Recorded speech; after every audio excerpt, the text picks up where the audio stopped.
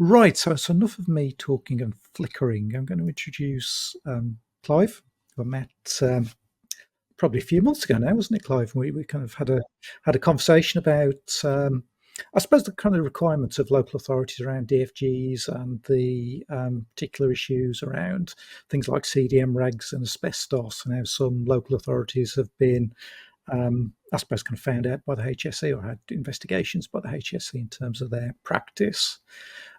So Clive is going to be. I suppose this is kind of a taster of a much fuller training course that will be available shortly. So I'll hand over to you, Clive, to take us through. And so, if nothing else, I could turn my camera off to take us through details of CDM and asbestos.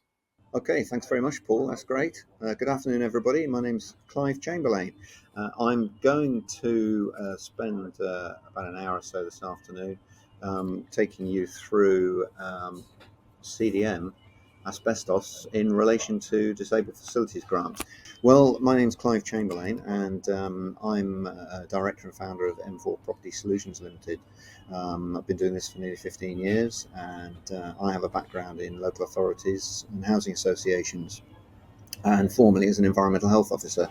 And yes, folks, I used to manage DFGs and home improvement grants in a number of cities and towns across the country, going back a while now, but that's my background. I run a company which is a consultancy, and just a little bit of advertising for a moment. We provide a wide range of asbestos, CDM, health and safety, including HHSRS. It's a mouthful, but I'm sure you know what it means, and other safety related training. So introduction's over. The purpose of today's short, punchy webinar is to inform you, and I'm fairly sure most of you will know most of the stuff that we're going to talk about this afternoon, but hopefully maybe fill in a few gaps on some very critical issues that we're going to do an overview of. I'd like to examine the duty to comply with these critical elements of health and safety legislation, and to prompt you to perhaps get trained if you don't feel that you've got the right training at the moment within your organisation. Quite simply because it's a legal requirement to do so. Let's reflect, challenge our current practices, and see if we can pull together a list of things that action points that you need to follow up on following today's short session, and hopefully to improve your competence. So that's really the purpose of this afternoon. And I just want to ask you whether you feel as though you are fully competent to operate within your field of work, carrying out the work you do. Competence, of course, is not just about knowledge, it's about skill, training, experience, and above all, knowing your limitations. It's a number of elements. Training, of course, is part of it as well. So let's do a little bit of training, a little bit of talk on these key subjects of asbestos and CDM regulations, or construction design and management regulations. First of all, we're going to spend a bit of time going through asbestos, a much misunderstood subject, and really because it's still very relevant, even though we are now nearly 25 years since it was banned from being used in the UK. It's a very, very widespread material, and we're going to take a look at why there is continuing exposure, and then we're going to examine the duty to manage asbestos in the context of DFGs, and take a very brief look at where we can find asbestos. The simple message will be, it's everywhere. Once we've done that, we're going to move on and we're going to talk about construction design and management regulations, quick history and how it affects your work and your role, particularly if you're managing disabled facilities grants, because disagree with me if you wish, but I'm pretty confident that you will have critical roles to play underneath these regulations. But firstly, before we do all that, let's just get you to think a little bit about what your role is if you are managing DFGs. Some of you may be occupational therapist, or involved in building control, or designing. I don't think we'll have any landlords listening today, but it's possible. And maybe not contractors. And unlikely we'll have clients, the actual disabled people, or the people you're trying to serve. I think most of you will be local authority officers involved in some way or another in the grants process. But if you are, then you have a role to play underneath both the asbestos regs and the CDM regulations. So for all of those cases that you handle, and for some of you it will be hundreds each year, just like you to think, who is actually the client? Is it the person who's paying the money for the work to be done, or is it the end user? Who funds the work? If it's a DFG, then it will be a local authority grant in most cases, possibly supported by funding from elsewhere, possibly care and repair or such organisations. Who designs the work? Well, that could be several people, including yourself, the occupational therapist, with input from the end user, and also input quite often from the people who are actually doing the work. They all have roles to play. Let's talk about who gives permission for the works to be done, who appoints and manages the contractor, and when things need changing, who gives that authorization to spend more or less money to get the job done, and eventually signs it off. And of course, you, if you are local authority grants officers, you may well be doing one or more of those roles. And of course, in doing so, then you play part of the role in making sure that health and safety is complied with. So that's why we're here today, to just explore two critical areas of health and safety: asbestos and CDM regulations. Let's take a step backwards. All of this started 50 years ago with the Health and Safety at Work Act 1974, a piece of legislation which was introduced because there were thousands of accidents and fatalities every year. Over the years, things have improved significantly, partly because of the regulations that are made underneath that act. Notably, the control of asbestos regulations and the CDM regulations, which we're examining today, but many others, of course, as well. The Act and the regulations are what are known as primary legislation, and the approved codes of practice and the guidance thereunder are known as secondary legislation. I'm sure you're aware of that. Just a quick advert for the Health and Safety Executive's website. I think it's fantastic. It's readily accessible, and it's a mine of information. It's up to date, reliable, easily readable, and it's usually mostly in straightforward, easily approachable to understand language. And most of the documents are downloadable free. So if in doubt and you ever need any advice on any of this stuff we're talking about today, go to the HSE's website. So I'm racing through this because we're short of time this afternoon, but let's now move on and talk about asbestos. For most of you, it will mean a dark subject. And for me personally, it's a dark subject. I've had two friends and my father who passed from asbestos. It's not a funny subject. But on the other hand, it's actually a fantastic material. So let's explore asbestos a little bit. It's known as the hidden killer, used for thousands of years around the world, with a significant amount of growth during and after the Industrial Revolution, when steam engines were invented, and of course asbestos was great for keeping the heat in. After the war, the rebuilding programme, firstly with the prefabs and then the council houses, hospitals, schools, private properties, and so on and so on. Massive growth in the use of asbestos. And of course the UK, back in the day, was the biggest producer of asbestos-containing materials around the world. So we have now a residual problem in the UK. Of course, it was known as the ultimate resistant material because it is resistant to heat, electricity transmission. It's strong, it's flexible, it's weavable into cloths and yarns, and it's very strong. So it's a fantastic material for humans. The use of asbestos grew and grew and grew up until the mid-60s, and then during the 1970s declined fairly rapidly. So by 1980, the use had significantly declined. However, we still continued for another 20 years. and finally stopped using asbestos in November 1999. But of course, because it's such fantastic material, it's still present in 60 to 80% of pre-UK 2000 buildings. Of course, asbestos is okay if it's not disturbed by building or maintenance works. It's often hidden, and as a subject, it's not well understood, generally. Government has particular concerns at the moment about certain poorly managed sectors of society, and a recent campaign has restarted again 15 years after the original Hidden Killer campaign, with the aim of trying to target specific sectors such as the DIY, the hospitality and the retail industry, and private landlords, of course, where asbestos is not managed so well. That's a generalisation, but it's been recognised, and so the campaign is trying to target those sectors. The highest risk of exposure, of course, sits amongst tradespeople and their families and those that are working or living around them.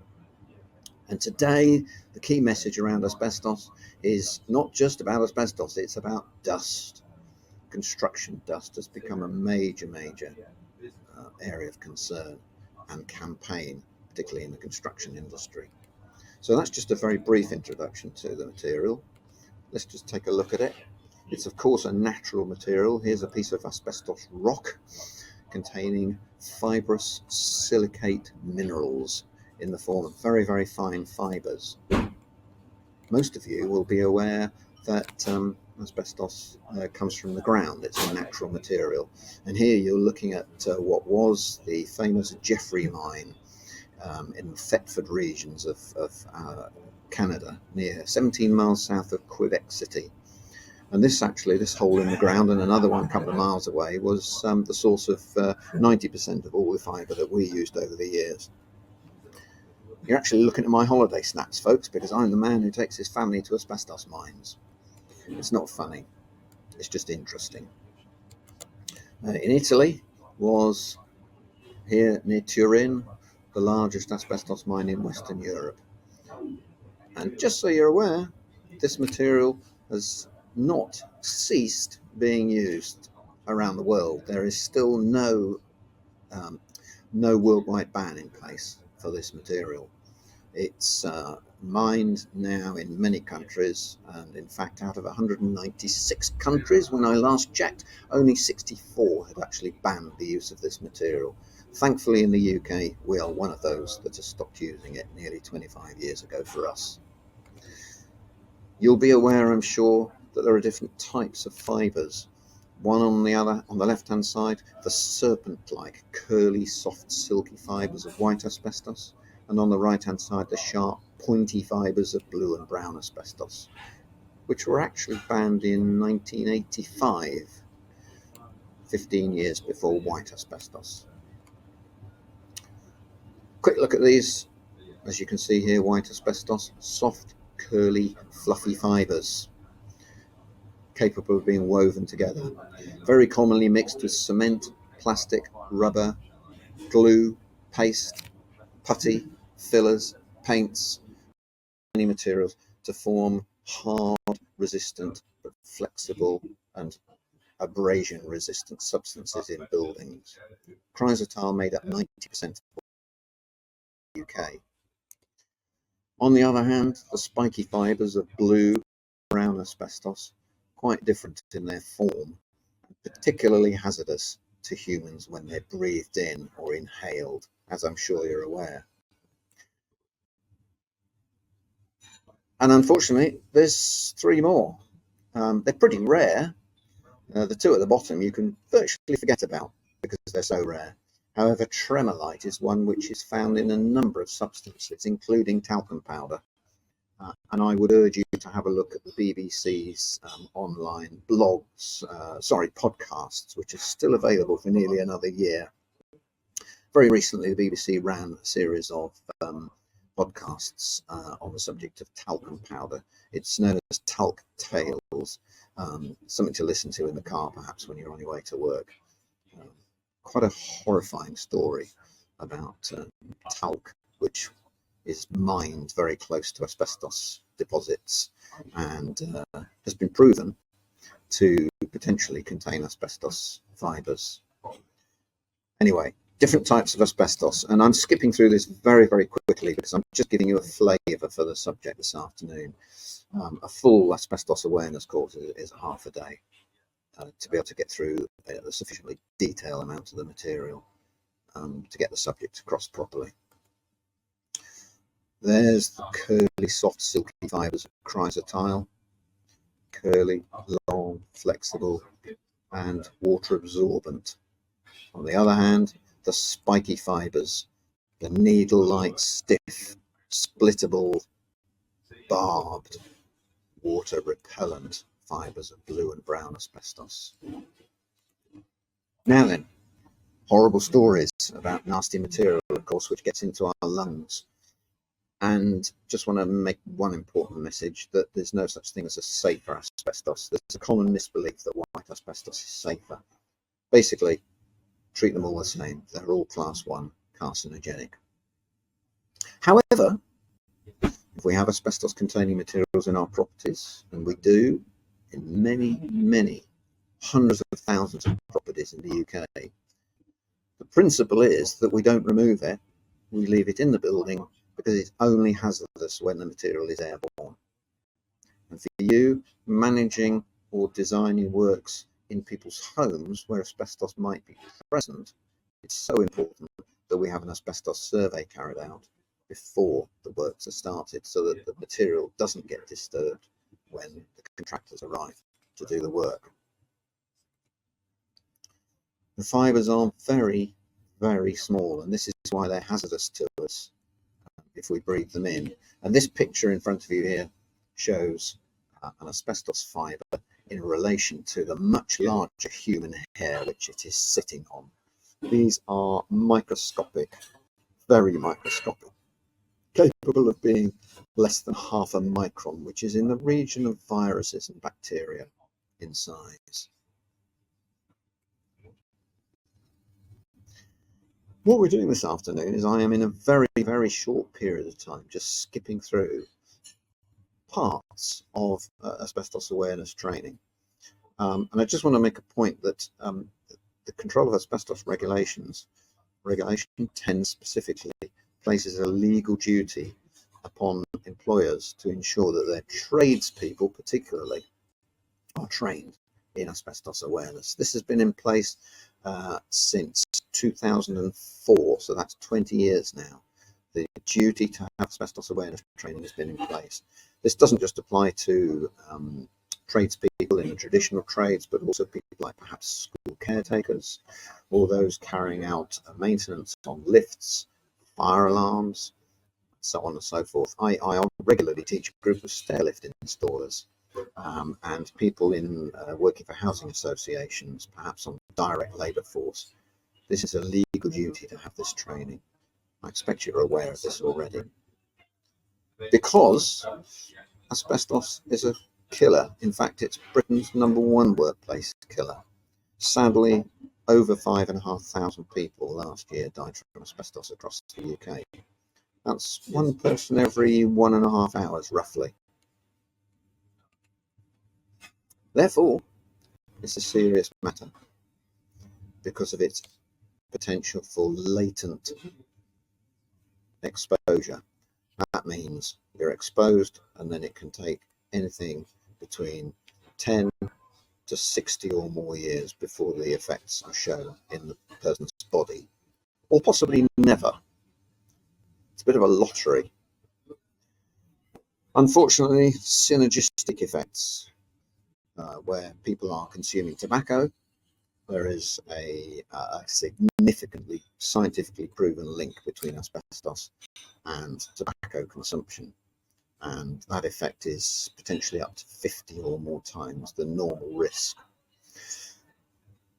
And it's very important that asbestos awareness training conveys that message to tradespeople in particular. And I've been doing that asbestos awareness training myself for 15 years or more, and I'm still coming across people who have never really touched this subject at all, but they've been working in the trades for years and years and years. So it's a continued importance to get this message out there. Because if you're complacent and ignorant because you don't have the training, then you're at a much higher risk. For you, if you're listening to this afternoon, I rather suspect that your role will be predominantly office-based and therefore very, very low risk indeed, until perhaps you turn up on site to check that the work's been carried out properly, and then you find that you're breathing in some of the dust that the contractors have created. Just to remind you, it was that post-war period when the use of this material really took off, peaking in 1965, finally finishing use of asbestos in the UK in November 1999. But think 2000 because it's much easier. That's only 25 years ago in about 6 weeks' time. If you want to know more about this subject, asbestos, I would suggest that you perhaps go on YouTube and type in The Evil Dust. It's a very short 6-minute video clip. It's a historic piece of monochrome video which takes you to the factory in Rochdale where asbestos was produced in huge quantities. Gives you an idea of the dust that used to affect people back in the day. Let's just turn the story upside down for a moment, because this subject can be a little bit gloom and doom. It really was a fabulous material known as the magic mineral. It's got the most amazing chemical, physical and thermal resistance. So it doesn't conduct electricity. It's got great mechanical strength. Chemically inert and unaffected by acid, alkali, steam and pressure. Very, very stable up to huge temperatures. And of course the fibre can easily be mixed with other materials to make building products. And it's sound resistant, and of course it came out of the ground, so it's cheap to produce. So for that reason we produced many rather unusual things. I have an asbestos museum as part of my business, and that includes some of the things that are on the picture in front of you, and also, would you believe it, some cigarettes with asbestos in the filters. A company called Kent used to make them back in the 50s, and they made 40 billion of them. So this really is a material that, if you've not touched this subject before, you perhaps didn't have an appreciation as to the scale of the problem, and of course how many products were actually made with asbestos fibre within them. You'll have heard of pipe blagging, and you may have heard that some forms of textured coating, often called Artex, contains asbestos sometimes. And you've certainly perhaps heard of brake pads with asbestos, but maybe not some of these other products that we're looking at here. Just a quick point to begin to draw this together on this subject. The early ban started in the 70s, and we took up till 1985, there's a mistake there, 1985, where we banned the spiky fibres. Eventually we finally banned everything in 2000, only 25 years ago. A couple of mistakes on there, my apologies. That ban in year 2000 was a ban from importation, supply and use. However, in red at the bottom of the screen, just consider for a moment, could asbestos products still be present in buildings that you're handling? The answer is yes. If they're pre-2000, you must assume that asbestos is there until proven otherwise, perhaps by survey. Right, let's just pause and reflect on that. It's important, of course, if we're managing disabled facilities grants and properties that are either tenanted or privately owned, which were constructed or altered before year 2000. Critical part of your role will be to ensure that an asbestos survey is carried out as part of the planning process before the quotations are put together, or the tenders, if that's what you're doing, so that any potential asbestos materials in the area that's being worked upon are identified. It's no good having just a basic management survey. It's got to be done as a invasive survey, and this covers both privately owned residential properties or tenanted properties. It doesn't matter that the regulations don't really apply in privately owned residential properties. You are managing a project, and this is where the CDM regulations come in, because they do apply and they do require you to consider health and safety factors before you let a contractor work, or before you even allow the homeowner to let the contract. Asbestos must be identified. So the big point of this afternoon is to talk about these two subjects, but to make the point that regardless of what you're doing, asbestos is covered by either the regulations in tenanted properties or by the CDM regulations in any type of property, regardless of the amount of work that's being carried out. And that's really the pivotal point of this session this afternoon. I mentioned earlier on the Duty to Manage campaign, which has been launched, relaunched in January this year. And if you go to the HSE's website, you can see the video which accompanies the new campaign and will underpin some of the things I'm saying this afternoon.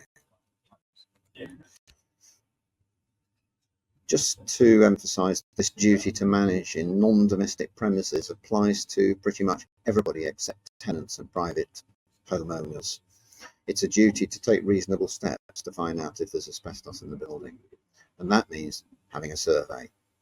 If it is present, we must assume that it might be disturbed, and therefore make sure we supply that information either in the form of a plan or a survey report to any contractors.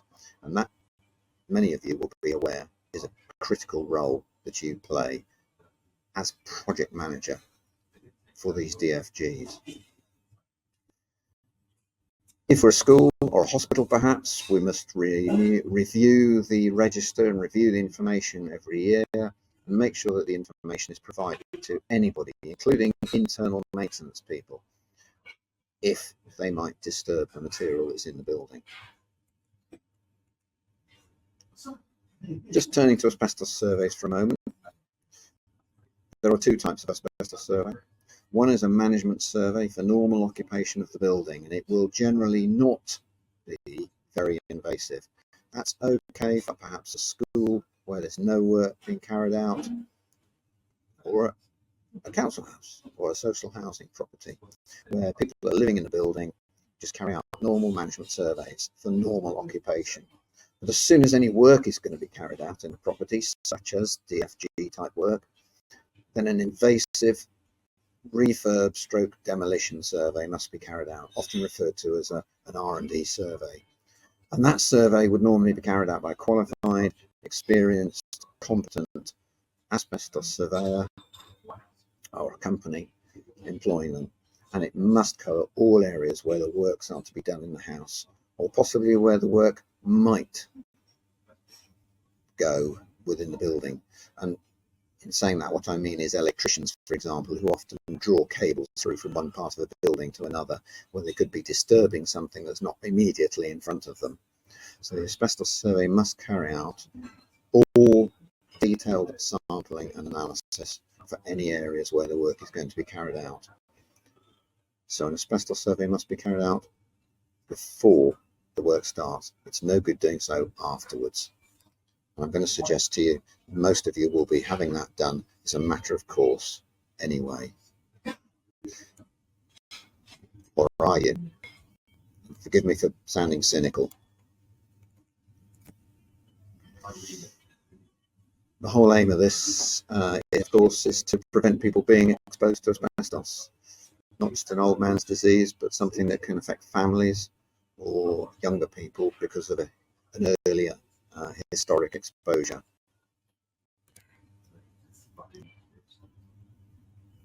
Just to re-emphasise, 3,500 to 4,000 products in buildings alone, and 20 to 30,000 products altogether. And I'm not going to spend a lot of time this afternoon going through all of the different types of materials because we only have a certain amount of time.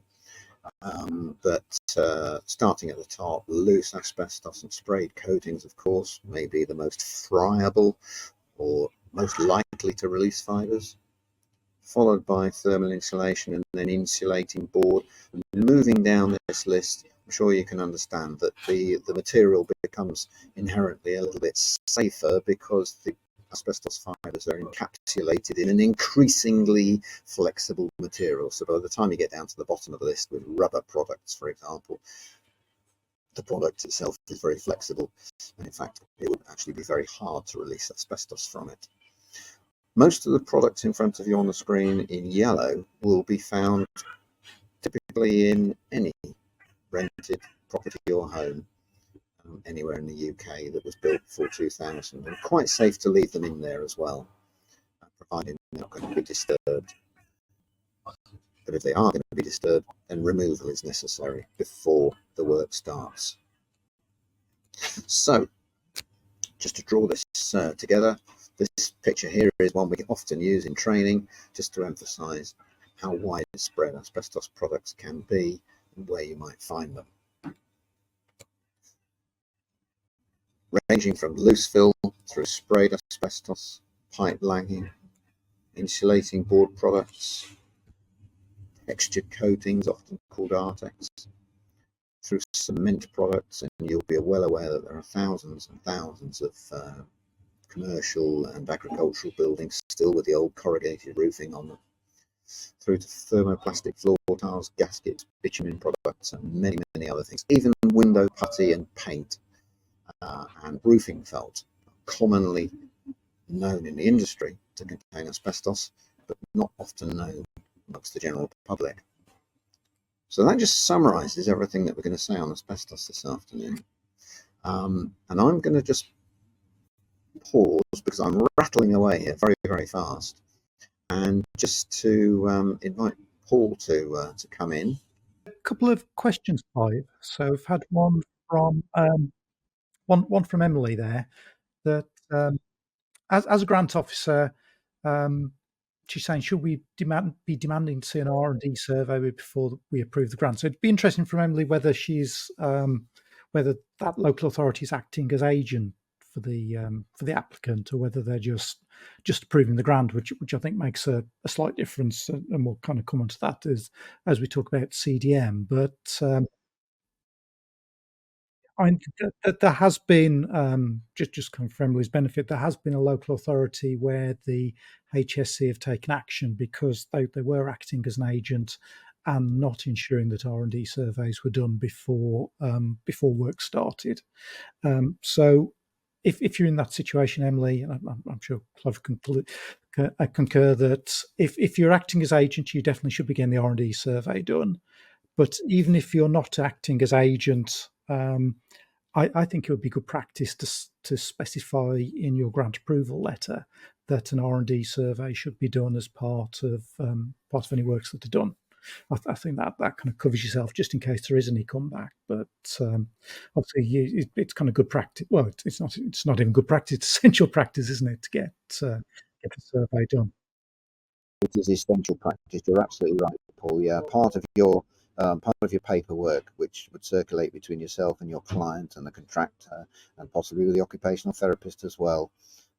This subject, asbestos, should be mentioned at an early stage, so that these surveys are carried out in advance, in good time. Sometimes they can take a week or two to get turned round, possibly even a little longer.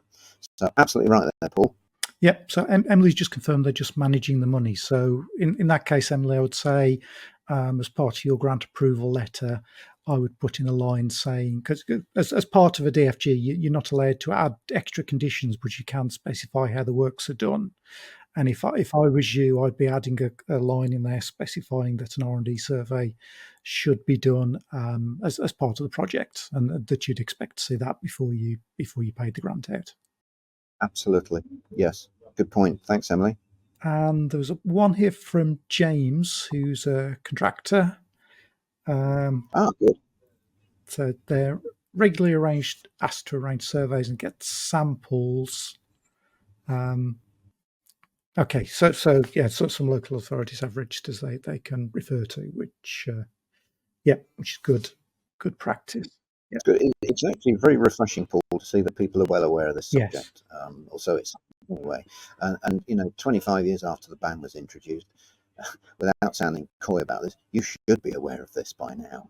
But I'm afraid in my consultant role, I'm coming across many people who aren't aware of their occupation. So Claire's just commented that we're seeing principles of CD and we request. So that's excellent, Claire. That's good. That's good. And so Dean is saying, at what point are we considered as a principal design? So I guess that's second part of the presentation, Clive. Coming up, So yeah. yes, I suppose if we CDM is obviously the second part of this. So I'll put the slides back on the screen. I think this will answer the question for you, Dean.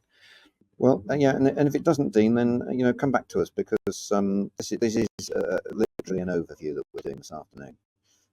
Anyway, let's have a go. Let's take a look at this and see whether this answers your question.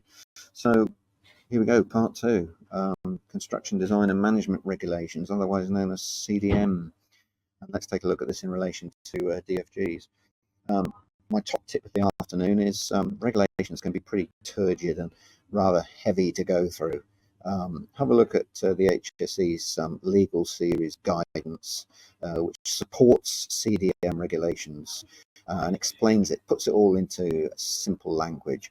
The document is known as LS53, legal series number 53, and guess what, folks? It's free to download from the HSE. Just go to their website, type in managing health and safety in construction or CDM regulations, and I'm sure you'll find it. There it is. It's the guidance. It unpicks the regulations and explains, usually on the left-hand side, nice simple language, talks about what the regulation says, and on the right-hand side explains what this means for you in your various roles. So I think, Dean, that could be a useful thing to have a look at for you, and it's free. I don't know how long these things are going to be free from the HSE, but at the moment, most documents are free to download, or you can pick up a link if you're sharing it with colleagues. So, quick history of CDM regulations. Well, it goes back 30 years, pretty much. It's 34 and a half years. It was in place for a couple of years until it was replaced, and then later on in 2015, which is now 9 years ago, replaced by the latest version, which we're working with, CDM 2015. Critically, it's important to understand that this places legal obligations or duties upon some of you where you're managing DFG works. The regulations, of course, are made under the overarching parent legislation, the Health and Safety at Work Act 1974. So I think it's quite important to understand that they were introduced because there was concern that there was not enough thought going into the management of health and safety when building and maintenance projects were put together. And as a result, designs were not cognizant of the potential to reduce accidents and injuries through the life of the building by thinking more carefully at the outset. So the spirit of the regulations is to think about how we can design out risk, from a very early stage, from the stage which the project is conceived. And for a DFG, it applies just the same as building an estate of houses or a factory or an oil installation, from big to small. And the reason is, of course, because construction is one of the most dangerous injuries. Statistics show every year tens of thousands of construction workers are suffering from work-related ill health. The fatal injury rate, though, has fallen massively. Just have a think to yourself, how many people died in a fatal accident in the UK last year? And you might be thinking it's thousands and thousands. Well, actually, we'll have a look on the next slide. No, we won't. We'll have a look on the slide in a minute. Very few indeed. But the regulations were introduced primarily to protect the health and safety of those working in construction design and management and maintenance sectors by requiring communication takes place throughout. And some of the questions that you asked just now were indicating that there is communication going on. whether it be through standard letters, making sure that people understand their role, or through meetings, so on and so forth. The whole point is collaboration and communication through the project from start to finish. So it applies not just to the planning phase, but when the work is delivered and right the way through the life of the building for many, many years until it's demolished. This is how the CDM regulations apply, and that is not well understood. Here's that statistic coming up. At the bottom of the page in a yellow star, only 123 workers were killed in work-related accidents in year 21-22. Last year it went up to 134, and I believe the latest year's statistics, it's come down again a little bit. But we're talking about relatively very small numbers. Too many, of course, but relatively small numbers. When you think about 50 years ago when the Health and Safety at Work Act was introduced, it was thousands. However you choose to look at these key facts, folks, it's demonstrating that we still need to keep working to reduce risks, to reduce accidents and ill health as a result of construction activity. There's the UK. We're pretty good at it. Let's try and be positive in relation to certain other European countries. I'm not quite sure what's happening in France, but certainly in the UK, we're pretty good at it. So let's be positive. These regulations, the CDM regulations, have changed and developed. We used to have principal designer, planning supervisor, CDM coordinator. Now we've got principal designer on its own. Things have changed, and the emphasis of the regulations has changed. Initially, it only applied to larger scale works, but since 2015, the CDM regulations now very, very firmly sit within the domestic arena. So they do apply to all work. And this is this very important message that I want to try and convey to you. Sorry for being loud and clear about it, but CDM regulations apply to every construction project, even work that you might not consider to be a project, like maintaining a lift or a fire alarm or painting the hallway. It doesn't matter how long or short the duration of the work, the regulations apply, if it is construction or maintenance work, including preparation of a structure, site clearance, groundworks, alteration, fitting out, commissioning, renovation, repair, upkeep, redecoration or other maintenance or installation of services, and demolition and dismantling.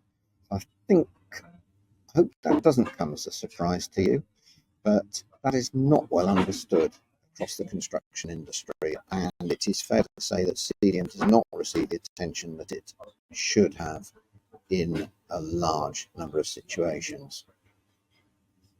So let's take a look at what you're doing. Would you agree, folks, if I show this to you here, that they do apply to response repairs work, possibly to council or social housing property? And hopefully you agree that it applies to disabled adaptations in a rented or privately owned property. Certainly to emergency works on a collapsed wall, or clearing rubbish away by an estates team, or developing housing estates, or renewing elements of the building. The answer is yes, it applies to all of it.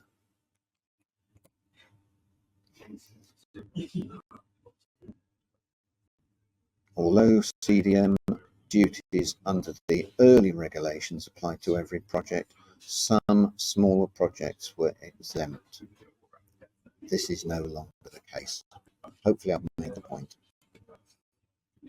And construction work is very widely defined. I'm just flashing these up to you so that you can begin to get a feel for the scale of the scope of the CDM regulations. It's very, very wide indeed. So under 2015, a lot more smaller works taking place now require the full CDM procedure to be followed. Construction work has got that very broad definition. Now, you might be thinking to yourself, some of this work I've heard is what we call notifiable, and some isn't. Well, notifying a construction process is something that for the majority of DFG works, I'm going to suggest notification is not required. And let's just be clear, that was a notification form, by the way, for a property, doesn't matter where it is. If your project has more than 20 workers at any one time and the project exceeds 30 working days, it's notifiable. It's very important to just make sure that the project you're handling, and if you're a contractor like Dean there, that we spoke to, their chances are, Dean, I think most of your projects will not be notified, but it's important to make sure you've given it thought, and that if it is notifiable, do so under the using the forms which are on the HSE's website. It takes about 5 minutes to fill them in. You've done your notification and you've complied with the rules. You've stuck your head above the parapet, so to speak. Don't be shy to do so. I act as principal supervisor on many projects for my clients, and you're much better off putting a notification in, perhaps when you're a little bit on the edge, maybe on the borderline, than if you don't, and you should be doing so. Just make sure you do notify. Don't be shy about it. I don't think most DFGs probably would require notification. There's the form. It's a 3 or 4 page section. This is one I did for Madame Tussauds a few years ago, and I received a notification. Thank you very much for submitting your notification. You've done your job, and that was the last I heard of it. The HSC did not make any visit to me at all. But even if it's not not notifiable, that does not mean that the regulations don't apply, because they will still do so. So I'm just going to ask you to just pause and maybe think to yourself, are we applying the CDM regulations here on our projects? And what is our role, either as an agent, as a local authority or a housing association? Or what is my role as a contractor if I'm listening to this?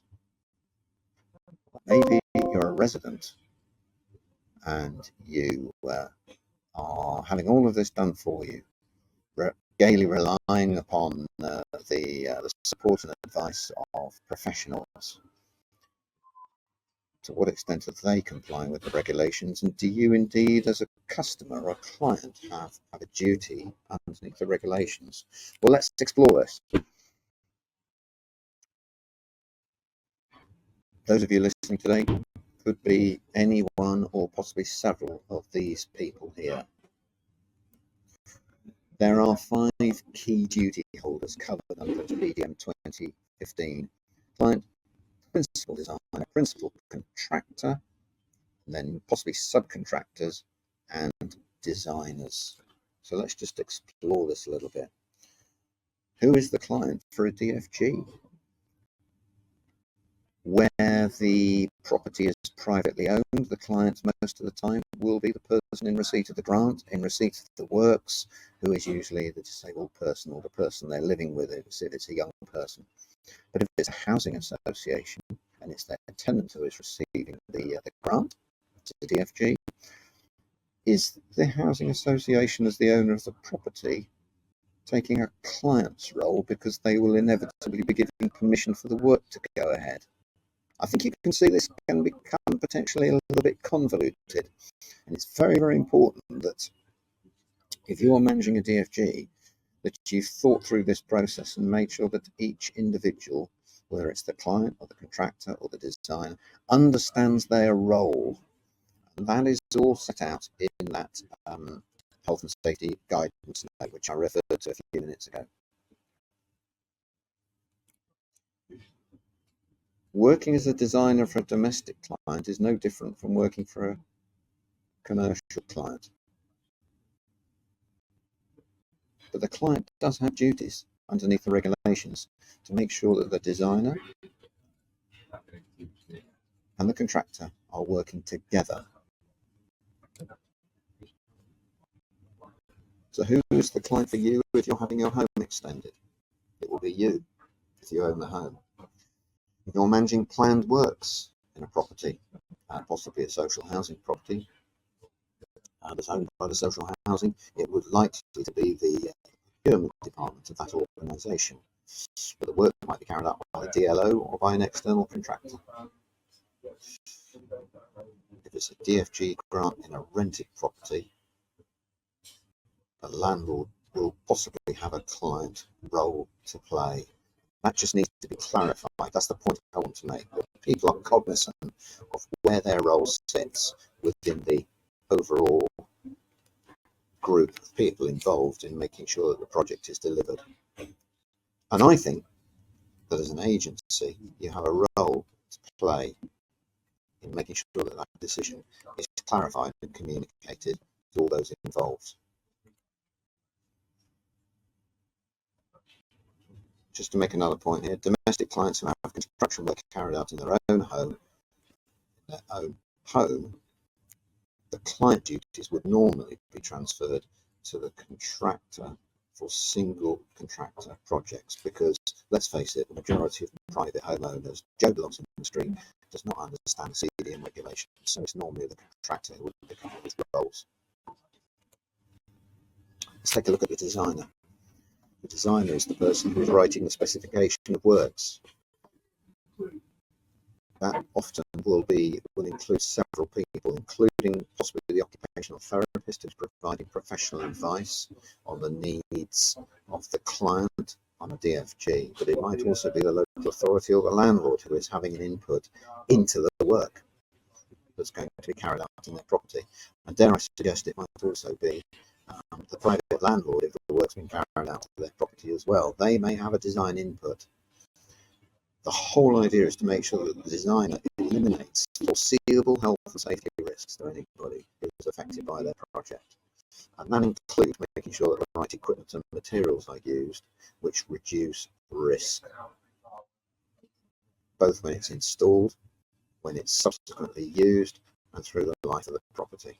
So the designer's role is to take steps to reduce or control the risks that cannot be eliminated otherwise, and to make sure that design information is provided to the principal designer or the project manager, if one is appointed,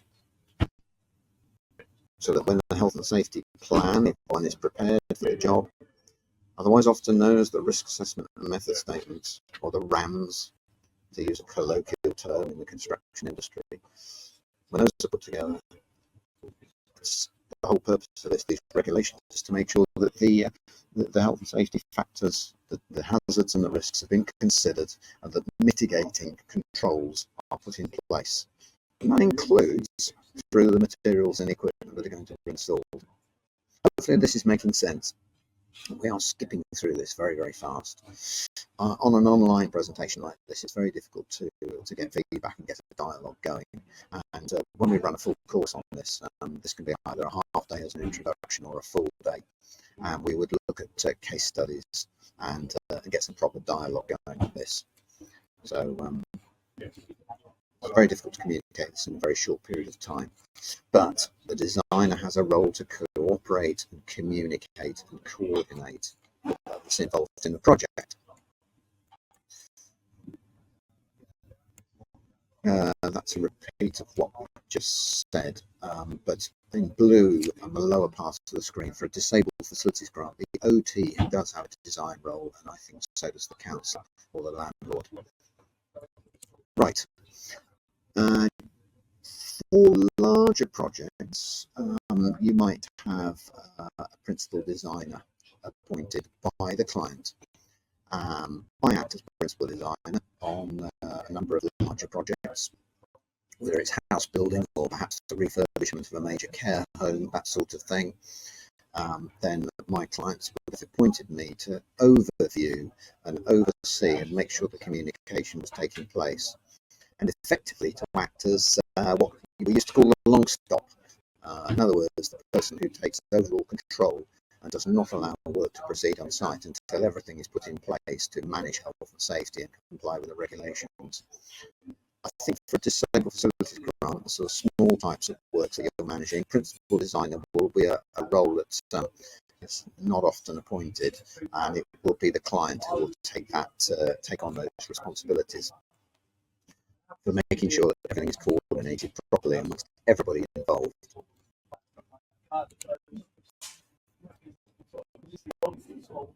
Principal designer's role is to make sure that everything is accounted for before construction work has started, and to make sure that the client is advised and supported and given information and guided through the process to eliminate risks.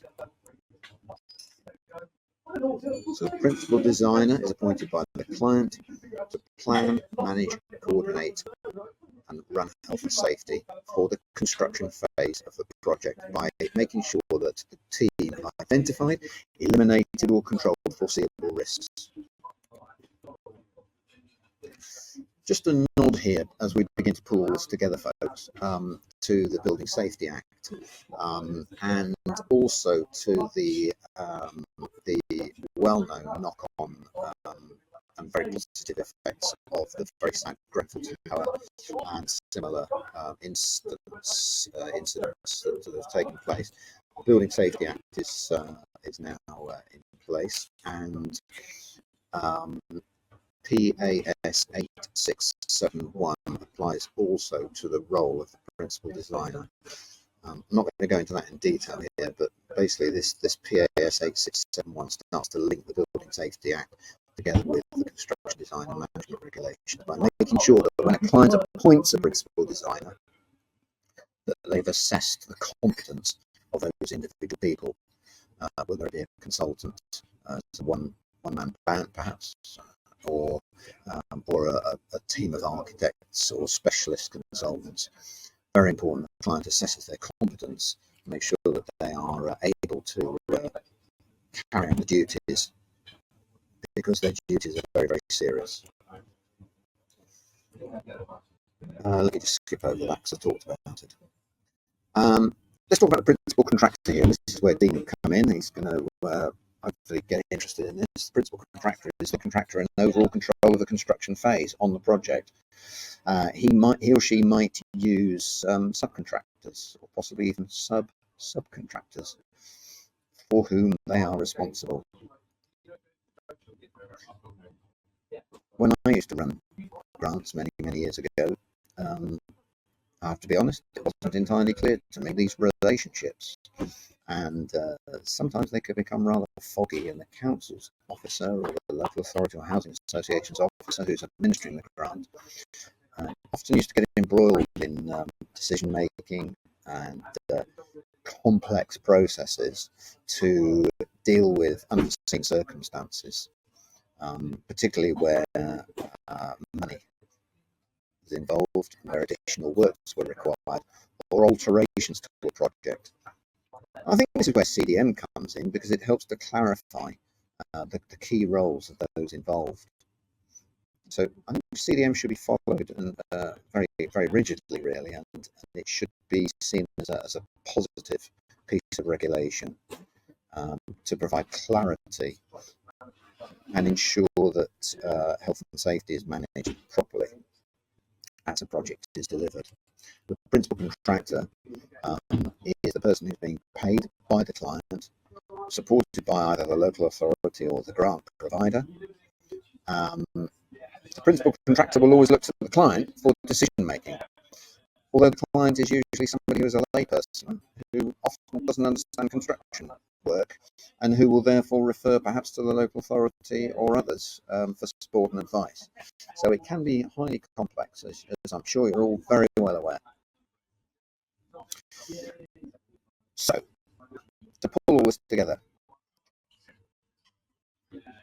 I think the majority of you will be thinking, yeah, we're aware of these things, the asbestos issues, and we're aware of CDM regulations, and we have processes well tuned and in place and operating smoothly to ensure that we are applying the regulations and complying with our own legal obligations. For whether it's a DFG or any of these other things that are on the screen. Others of you perhaps thinking, well, it's not entirely clear to me, and what we've looked at this afternoon is something which has sort of tempted us to get some proper training in place. Excuse me. that's available. It's not an advert from me necessarily. If you do feel you need to get trained, then go ahead and do so, because it can be complex. Good training will carry case studies and allow for proper engagement and discussion of what can be sometimes quite complex issues. So, to round this up, there are many aspects of health and safety which we call compliance. We've only just talked about asbestos and CDM regulations this afternoon. There's also things like the electricity at work regulations, the control of substances, hazardous health regulations, working at height, manual handling. It goes on and on and on and on and on, and all usually relevant to the delivery of work, whether it's large or small. Managing delivery, safe delivery of the work, is just part of the project, but it goes far beyond it. And we've discovered that CDM regulations doesn't just apply to when the work is being carried out, but also way through the life of the building, and that is often not understood properly. Things like asbestos are not visible, but very often there, and that's why asbestos is such an important subject. Often thought by the younger generation to be a thing of the past, because it's a subject that perhaps father or granddad used to talk about, or was affected by, but still relevant for young people just as much as it is in the past. And this is going to be a problem. Asbestos is a problem on into the years ahead. So I think that's something to reflect upon. It's not a subject of the past. I think the last thing I wanted to say here was that as a project officer, project manager, grants officer, surveyor, contractor, whatever your role is, you do have responsibilities under CDM regulations, and for ensuring in some way that the project is put together and delivered safely, whether it's in occupied premises or unoccupied, whether it's tenanted, private, or otherwise. That really is irrelevant. It's the regulations apply, and asbestos applies. It is tenure neutral, so they say. So in rounding up and reflecting, I wonder whether you are able to scribble down perhaps any action points that are arising out of this. You might wish to ask a few questions. I'll stick around for a while, or push questions in through foundations. I am supporting foundations in this afternoon and working with them going forward. So very happy to offline to deal with any queries if you wish, put them forwards, and we'll get back to you. So I'm going to thank you for engaging this afternoon. Sorry I've been rambling away, folks, and I apologise for the background noise. I got caught out this afternoon. Thanks for engaging and joining in, and I'm going to hand back now to Paul. Paul, hopefully you're there. Yes, thank you, Clive. I think there's a few things we can tidy up that will answer quite a lot of the questions. So, first one I think is around the role of the client, and we've kind of talked about that kind of the domestic client and homeowner. But I think in terms of DFG, it depends who's in control of the process and the building works, rather than kind of the contractual relationship that there may be. So certainly the guidance we've got on the website at the moment, it talks about that if you're, as a local authority, providing an agency service and predominantly in control of the works and how they're done, then you would be the client under CDM, and you would take those responsibilities up to a certain extent. Then kind of principal design a bit isn't so relevant because you're the client anyway. Yes, the roles combine. Absolutely right. Yeah. So if you're providing, people are watching, if you're providing the agency service, you're in control of the works, you're getting the quotes, you're supervising the works on site, then you are the client under CDM. Yeah. As we used to, I don't know whether care and repair still exists, but they certainly did. Yes, or equivalent organisations. And then I think kind of there's so that's kind of the client bit in terms of getting the kind of the asbestos checks sorted, getting the rest of the pre-construction information, and kind of thinking about risks. So could you speak to us a little bit about the role of the kind of anybody who's doing design? Because I think probably almost everybody who's involved in this process has a role in terms of design, and something about kind of the proportionality of CDM as it applies to the design of any particular construction work. Yes, if you have a designer on a large project for house building or something complex, refurbishment project, then the designer will be usually a firm of architects or surveyors or both, and they will take design. They will have design roles, obviously, for specifying and setting out how work is to be carried out. And that is where this concept of the principal designer, who is a sort of standalone individual or organisation, who takes the overview on behalf of the client, ensures all of the key elements of design are pulled together and the risks have been assessed by everybody who is having an input into the project. So the principal designer role tends to occur much more on larger projects.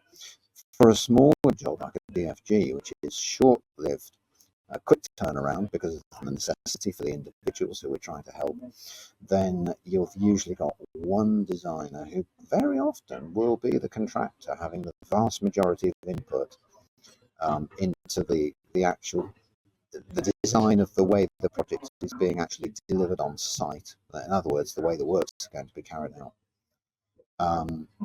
Led by those who have had a technical input, and the occupational. This is where the occupational or health professionals who are possibly taking into account the needs of the disabled person with their different abilities and impairments, and putting forward proposals for specialist equipment. They also have a design role. So I think you can see there's a situation with DFGs that very often there are more than one designer involved, and that's where the agency that we've spoken about, the agency role, begins to take on the role of principal designer by making sure that in designing the job, the materials, the specification, and the actual delivery, that the relevant risks have been considered and the risks designed out as best as possible before the final specification is agreed and signed off to go on site. Does that make sense, Paul? Yes, I think so. I think so. I think for those of people who are watching, I've put a link in the chat. There is a DFG specific guide around the CDM regs on our website that, if you haven't looked before, is well worth a read. And there's so many comments. I'm trying to keep up with them. So somebody's asked about a kind of construction phase information pack, and the guide includes one of those that you can use for DFG cases. But I think kind of in terms of I think people sometimes get scared of CDM and being the designer under CDM, but it's I suppose at its essence, it's about considering the risks, isn't it? Both in terms of how the builder goes about the building, but also about the kind of risks in the future for cleaning and maintaining the adaptation after it's done. So it's not. I don't think it's a particularly onerous duty. It's just It's not. kind of being cognizant of the risks, isn't it? No, I guess my message is don't be shy of CDM regulations. They're regulations that are not widely understood. They've got some complex sounding roles, but actually when you break it apart and unpack it, and today is all about just giving you an overview. But if you get the right training in place and unpack it, then actually it becomes crystal clear very, very quickly. And a training company who would provide this to you should bespoke the training to make it relevant to what you're doing. There's no point in talking about house building projects if you're not doing it. A training session should be bespoke and targeted so that you actually spend the day or the half day, whatever it is, unpacking and understanding very, very clearly and actually developing your own procedures as part of a training session. Yes, read the guidance. Don't be shy of the regulations. And yeah, ask questions, seek support. Yeah, and kind of Matt put a comment here that it's their belief that client responsibilities are taken on by the council. Yes, that's correct, Matt. Sometimes When, by default, and yeah. sometimes through the fact that they're appointed as an agent. So Sue's asked, I'll try and whittle through a few of these. I know we've only got about 5 or so minutes left, but the OT, the LA design in the room are designers. There's a single contractor. They become the principal contractor who sorts out the regs through CDM. This is right. Who supplies the risk assessment and method statements? I think that is to the authority. So yeah, your principal contractor would provide those as part of their construction phase plan, wouldn't they? Yeah, the principal contractor would normally provide the risk assessment, taking into account any hazards that have been identified by anybody within the project team, including the client. You know, there could be specific hazards that are present within the home that you're working in, whether they relate to possibly a wild dog that's living in the house or something, or individual behavioural issues, to structural issues. And I think risk assessment is not a widely understood subject either. So um, part of this is all about understanding and assessing risks correctly and putting in place controls which are reasonable and practical. It's not always possible to eliminate all risks. Sometimes quite acceptable to have a residual risk which everybody's aware of. It's Yeah, okay to carry on yeah, work. And asbestos is an example of that. Asbestos is present in the building. We've identified where it is. We've put in place the relevant controls and training. We know it's there, but we're not going to disturb it. yeah, That is where risk assessment comes in. yeah. I mean, I think it's there's quite a few questions coming in around risk assessments, but I suppose kind of one of the things around DFGs is thinking about the people in the building who are likely to have some specific vulnerabilities that you also need to consider as part of that kind of risk assessment.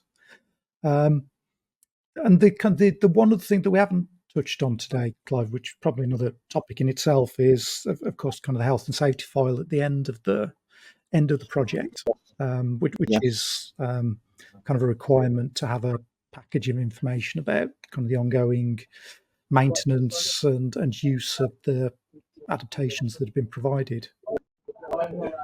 Yeah, it's a document that's put together by the team at the end, usually by the principal designer if they're appointed, with the contractor, containing all the information about the equipment that's been put in, whether it be a stair lift or a closet-mat toilet or a rise and fall bath or an Arjo bath, those sorts of things. Maintenance and spares and availability all goes into a file which would be held on site through the life of the property. You're quite right. That's something I haven't touched on.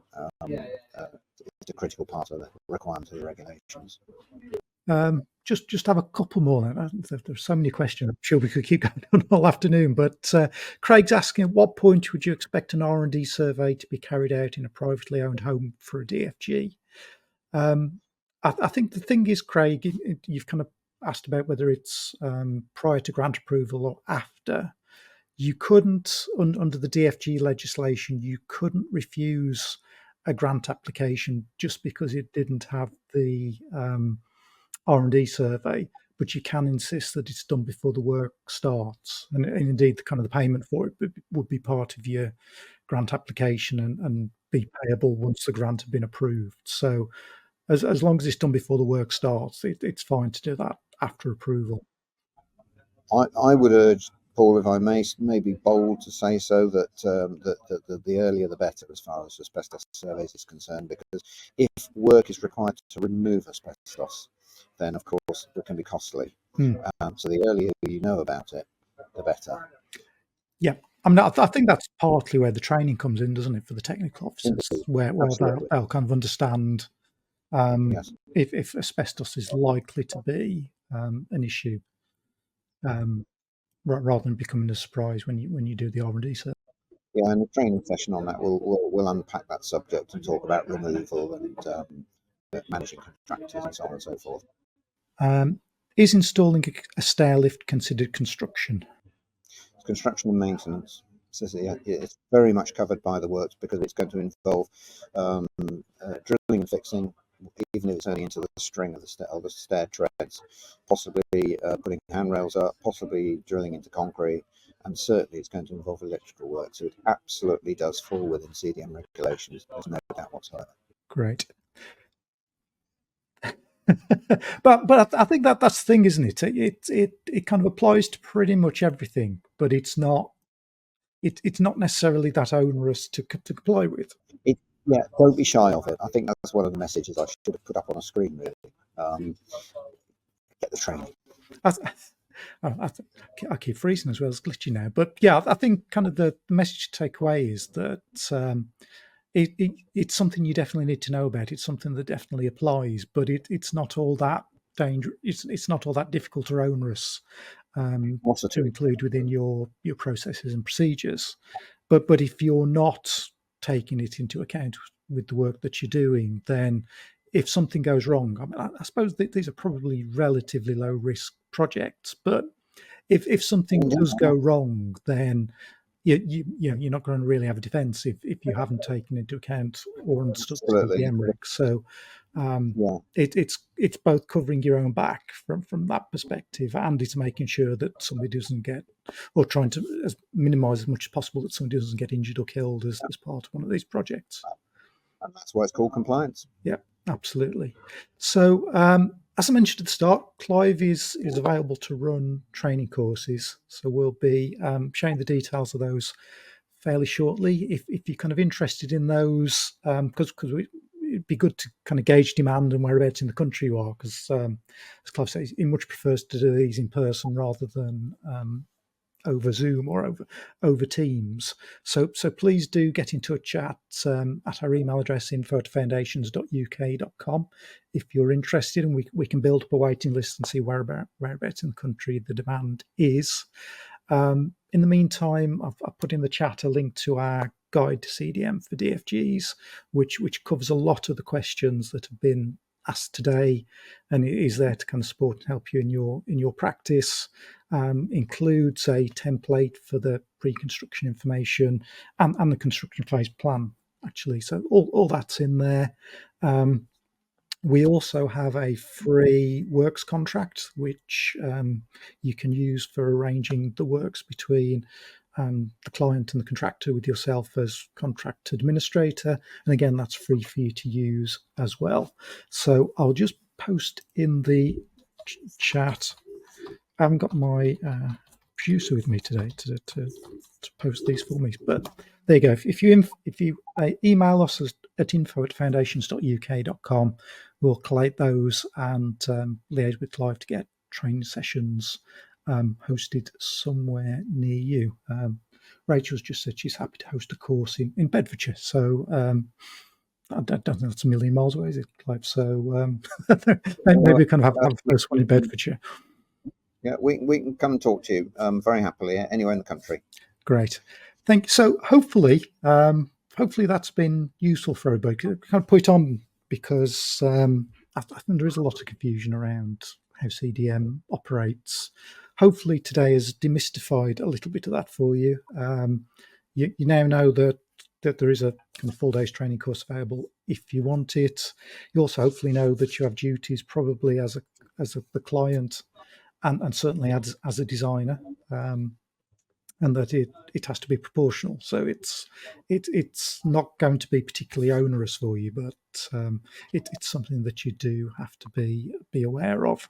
So thank you very much to Clive for joining us today, and hopefully quite a lot of you will be taking up the offer of training as well, because I think it's really important that that this is done properly. So hopefully that will be helpful for you all. So thank you very much, Clive. Yeah, hopefully lots of people will be trained over the coming months.